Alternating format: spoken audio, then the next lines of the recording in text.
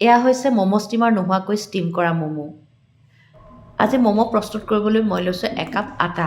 সাধাৰণতে ম'ম'ত ময়দা ব্যৱহাৰ কৰা হয় যদিও মই স্বাস্থ্যৰ প্ৰতি লক্ষ্য ৰাখি ময়দাৰ সলনি আটা ব্যৱহাৰ কৰিছোঁ। তাতে অকণমান নিমখ আৰু অকণমান তেল দি কুহুমীয়া পানীৰে আটাখিনি মই ভালদৰে মঠি ল'লোঁ। এইখিনিতে মন কৰিবলগীয়া কথাটো হ'ল ম'ম'ৰ বাবে আটা মঠোঁতে চাব লাগিব যাতে ডোটো বৰ বেছি টান নহয় আৰু একেবাৰে কোমলো নহয়। তাৰপাছত আমি আটাখিনি অলপ সময় ৰেষ্টৰ বাবে ৰাখি দিম।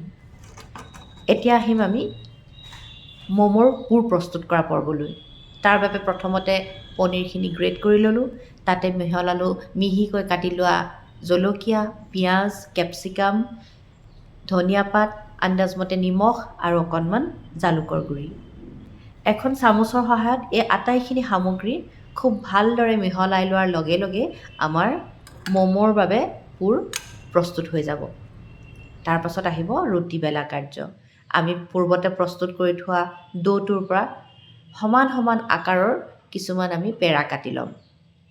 তাৰপিছত প্ৰতিটো পেৰা সমান সমান আকাৰৰ কিছুমান পাতল পাতল লুচি বেলি ল'ম। মন কৰিব লাগিব এই লুচিখন বৰ বেছি যাতে ডাঠ নহয়। তাৰপাছত আমাৰ ৰুচি অনুসৰি এচামুচ বা দুচামুচ পুৰ ভৰাই আমি ৰুটিখন এটা ম'ম'ৰ শ্বেপ দিম।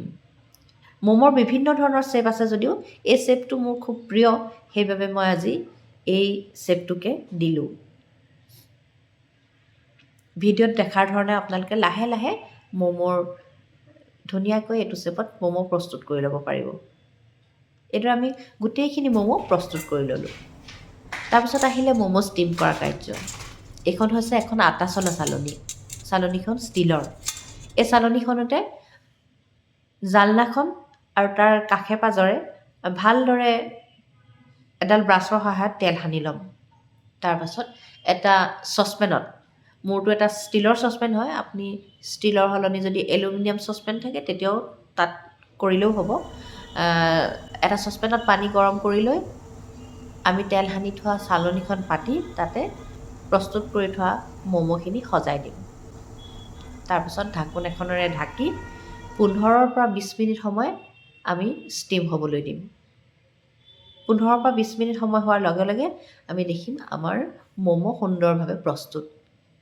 নকলে বা নেদেখিলে কোনেও ধৰিবই নোৱাৰিব যে এয়া ম'ম' ষ্টিমাৰত তৈয়াৰ কৰা ম'ম' নহয়। এনেদৰে আপোনালোকেও ঘৰত থকা এই সহজলভ্য যতনটিৰে ম'ম' প্ৰস্তুত কৰি সোৱাদ ল'ব পাৰে।